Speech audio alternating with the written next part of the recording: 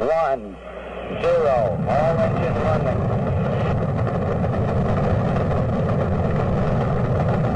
Liftoff. We have a liftoff. 32 minutes past the hour. Liftoff on Apollo 11.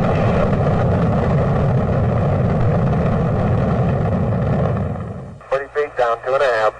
Picking up some dust. 30 feet, 2.5 down. Fake shadow. 4 forward. 4 forward. Drift into the right a little. 20, down a half. Contact light. Okay, engine stop. Houston, Tranquility Base here. The Eagle has landed. Roger, Tranquility. We copy you on the ground. You got a bunch of guys about to turn blue. We're breathing again. Thanks a lot. Okay, Neil, we can see you coming down the ladder now. I'm at the foot of the ladder. The limb footpads are only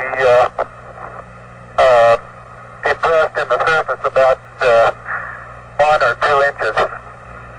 I'm going to step off the limb now. That's 1 small step for man,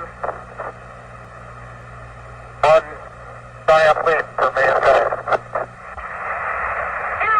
Tony, this is so great you can't believe it. I believe it, Charlie. It's raining, Johnny. Look at it go, would you, Charlie? You got all your steering. It's great. Oh, this is going to be some kind of different ride.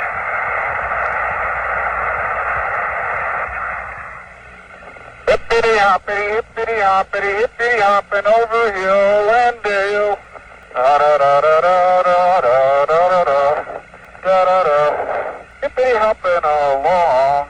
1 ignition. Right away, Houston. Vector good. We're burning flat. That's right. Looks good, flight. How's the base shot flight? Roger. Descending. Stand by for splashdown. Recovery, America, stable water, and the cruise call.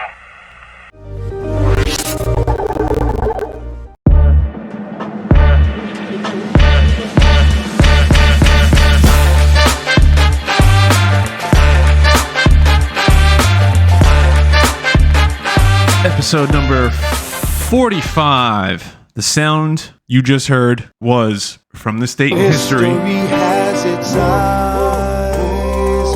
A day we probably should celebrate a lot more. I don't know why we don't. I really have no idea why we don't celebrate it a lot more.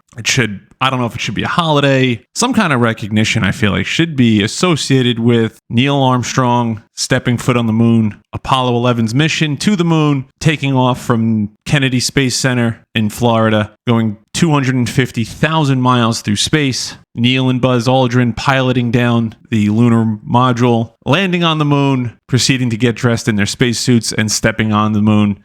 The first time a human being has stepped foot on another body in space. It's not a planet other than Earth, and then returning safely back to home. So I feel like it should definitely get talked a lot about more. I know people say like we don't go to the moon, we've never been there, the moon's fake, yada yada yada. But listen, there's way too many people involved for that thing to be fake, and it's just a historical feat. It's a monumental technological feat that we haven't been able to do. There's nothing cooler than doing that. And I wish I was alive for it when it happened, because I can only imagine what the streets were like. Times Square was packed with people. It's on every channel, like literally broadcasting it everywhere. It was insane. Insanity back then. So we're going to talk about the moonwalk, the whole thing, how it got started, how we got there, and where we've been since the historical moonwalk of Neil Armstrong and Buzz Aldrin on July 20th, 1969.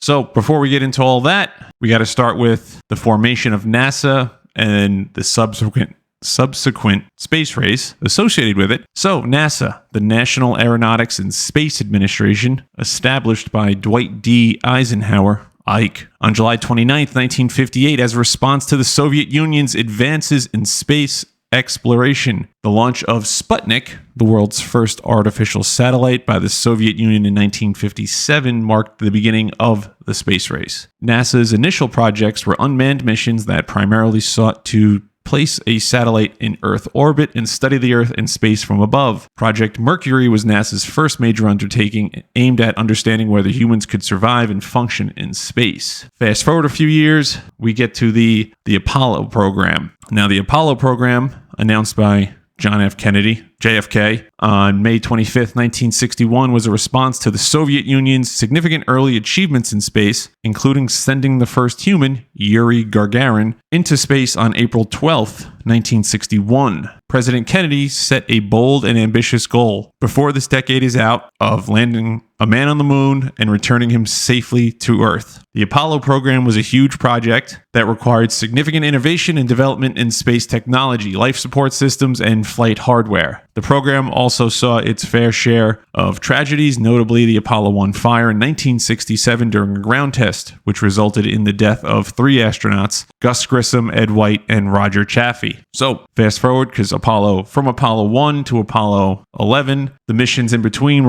some of them were ground tests, some of them were just launching, taking off and coming back. Apollo 9 went to the moon, circled around it, decided to come back without landing. Same thing with Apollo 10. It was just test missions to see if we can get out there and get back without a hitch, basically. So Apollo 11, launched by a Saturn V rocket from Kennedy Space Center on Merritt Island, Florida on July 16th, 1969. The crew consisted of 3 astronauts, Neil Armstrong, Buzz Aldrin, and Michael Collins. Once in lunar orbit, the lunar module, also known as Eagle, separated from the command module for descent to the lunar surface. On July 20th, 1969, the Eagle, with Armstrong and Aldrin aboard, landed on the moon in the Sea of Tranquility. Armstrong famously radioed, "Houston, Tranquility..."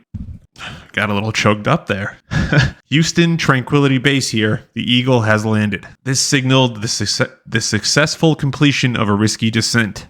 Now the historic moonwalk, which what we just heard. Neil Armstrong became the first human to step onto the lunar surface on July 20th, 1969, followed by Buzz Aldrin. Armstrong's first words after setting foot on the surface were, "That's one small step for man, one giant leap for mankind." During their EVA, or extravehicular activity, going outside, the astronauts planted the American flag, set up experiments, and collected moon rocks. Their time on the surface was limited due to life support system constraints, so after spending 2.5 hours outside the spacecraft and approximately 21.5 hours on the lunar surface, they lifted off from the moon to rendezvous and dock with the command module, piloted by Michael Collins.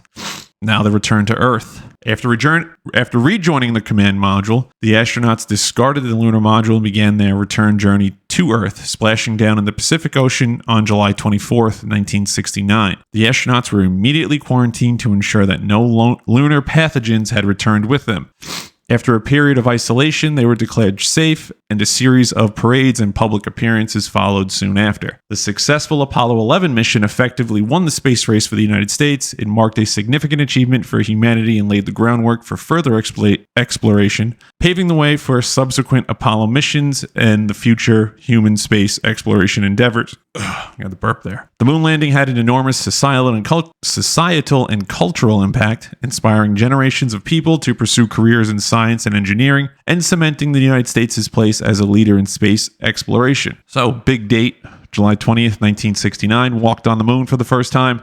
Neil Armstrong, Buzz Aldrin, Michael Collins making the trip through space to the moon, coming back safely. And what have we done since then? What did we do with the Apollo missions? What did the Apollo missions do for our space exploration for the rest of history up until now? Basically is what I'm trying to say. I don't know why it took me forever to get that out. So from 1969 to 1972, NASA's Apollo program continued after Apollo 11 with 5 more successful lunar landing missions: Apollo 12, 14, 15, 16, and 17 up until 1972. 12 astronauts in total have walked on the moon, and these missions brought back a wealth of scientific data and almost 400 kilograms of lunar samples. In 1973, we developed Skylab, NASA's first space station. The space station was visited by 3 manned missions, which helped scientists understand how long-term weightlessness affects the human body.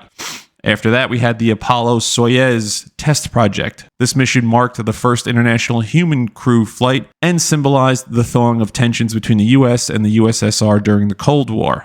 We also launched Viking 1 and 2. These were the first U.S. missions to land spacecraft safely on Mars and return images. They provided a wealth of data from the Martian environment and potential signs of life. Number 5. The Space Shuttle program ran from 1981 to 2011. The Space Shuttle, a reusable spacecraft that could carry astronauts, satellites, and scientific instruments into space, was a significant step forward. The program included notable missions like the launch and repair of the Hubble Space Telescope and the construction of the International Space Station. The Space Shuttle was badass. You could see that thing take off along the entire East Coast. The thing was so bright in the sky. You can legit see it. I saw it from the South Shore of Long Island. It looked like a little dot just flying through the sky, but it's pretty wild. Number 6, the Mir space station from 1986 to 2001. The Soviet Union, and later called Russia, maintained the space station Mir, which hosted international astronauts and advanced long-term spaceflight knowledge. Number 7, the Hubble Space Telescope, 1990 up until the JWS, which was like a year and a half ago now. But the Hubble Space Telescope is still up there taking pictures, provided some of the most detailed images of distant galaxies, nebulae,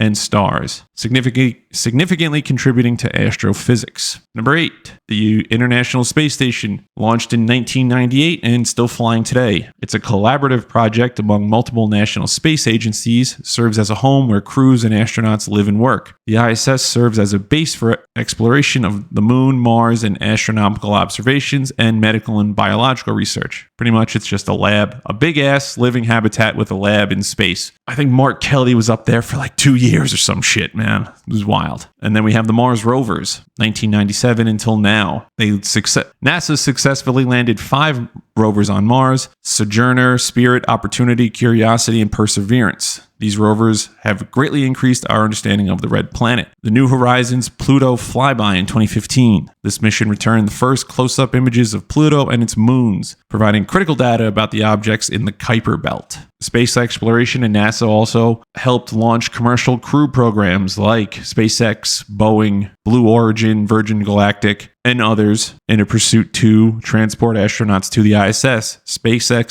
SpaceX's Crew Dragon spacecraft has already begun regularly ferrying astronauts to the ISS, marking a new era in commercial spaceflight.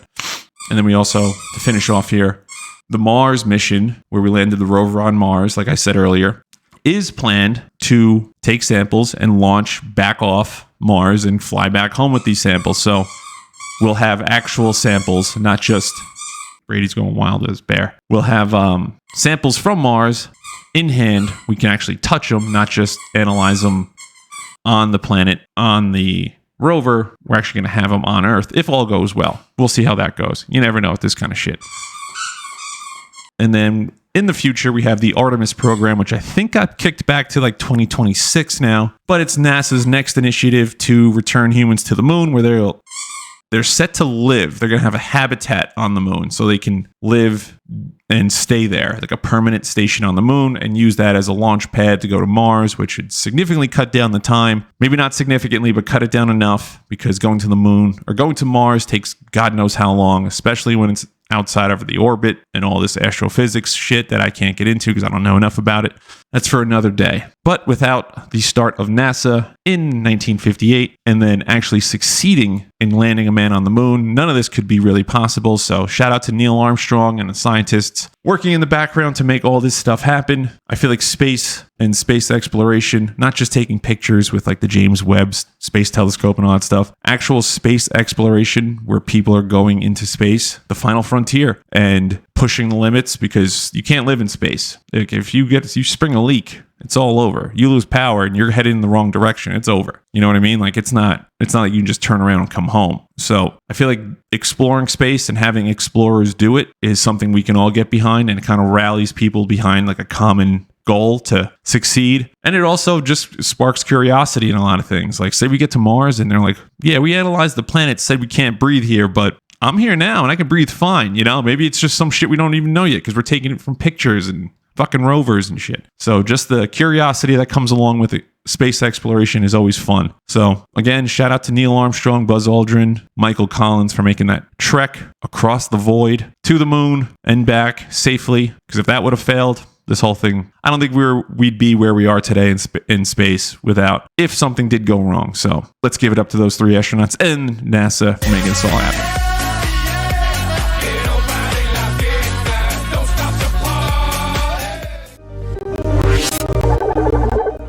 So with that being said, I know this was kind of a different episode. Still going to be episode 45 on your Spotify, Apple, Substack, YouTube, TikTok, wherever you get your podcasts from. Still going to be episode 45, but we're going to leave you with JFK's speech about going to the moon and the motivation it took to get us to the moon. So with no further ado, as they say, here's your boy JFK.